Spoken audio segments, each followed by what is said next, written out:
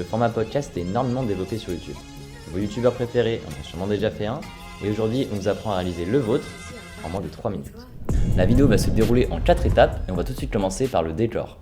Donc bien sûr, on peut trouver un décor déjà tout fait, mais c'est pas facile à trouver et en plus ça coûte souvent cher. Du coup ici on va apprendre à optimiser nos coûts. Le plus important dans un podcast reste l'endroit où vous êtes assis. Vous devez être confortable vous, mais aussi vos invités. Vous pouvez mettre des chaises, mais comme aujourd'hui, des fauteuils marchent très bien. Vous pouvez rajouter des plantes, mais aussi des petits accessoires en fonction de la thématique de votre podcast, des lampes de chevet derrière, une table, enfin bref, tout ce qui peut créer un espace de discussion où on s'y sent bien. Maintenant, la deuxième étape, on va passer aux caméras. Nous, on va faire 2 types de plans. Il y a le plan d'ensemble, qui englobe toute la pièce, et les plans serrés. C'est ceux que vous allez faire sur vos invités pour accentuer leurs paroles quand ils parlent.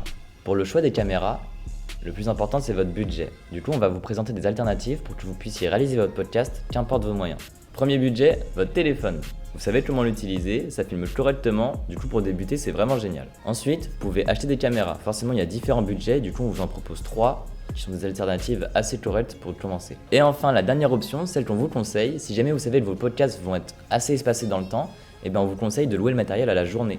Ça a un coût, il vous appartiendra pas le matériel, il faudra le rendre, mais au moins ça vous permettra d'avoir un résultat hyper qualitatif pour vos vidéos. On va maintenant passer à la troisième étape, les lumières. Je parle pas de celles qui sont derrière, mais bien celles que vous voyez pas à l'écran qui sont juste ici. L'idée, c'est que nous, les sujets, on soit super bien éclairés. Pour ça, il faut éviter les ombres au maximum. On vous a mis un petit plan qui s'appelle un plan de feu, qui explique comment vous devez les disposer en fonction de la pièce, si vous utilisez une installation comme la nôtre. On va maintenant parler de l'ambiance. Il y a les lumières dites classiques, qui offrent des lumières un petit peu blanches, jaunes, mais il y a aussi des lumières qui permettent de choisir la couleur qu'on veut amener. Et vous allez voir qu'en fonction de celle-ci, votre podcast ne veut plus du tout dire la même chose. Concernant le matériel, c'est avec la partie du son qu'on vous conseille d'investir au maximum. Des kits de lumière, ça s'achète, c'est assez raisonnable au niveau prix et surtout, vous allez pouvoir les réutiliser dans tous les projets que vous allez faire dans l'avenir. On vous a donc mis plein de références de lumière à différents prix afin que chacun puisse s'y retrouver. La dernière étape donc, c'est la plus importante, on vient d'en parler, c'est le son. C'est la qualité de votre propos qui intéresse vos auditeurs et donc ils doivent être super clairs. Concernant la prise de son, il existe différents types de micros.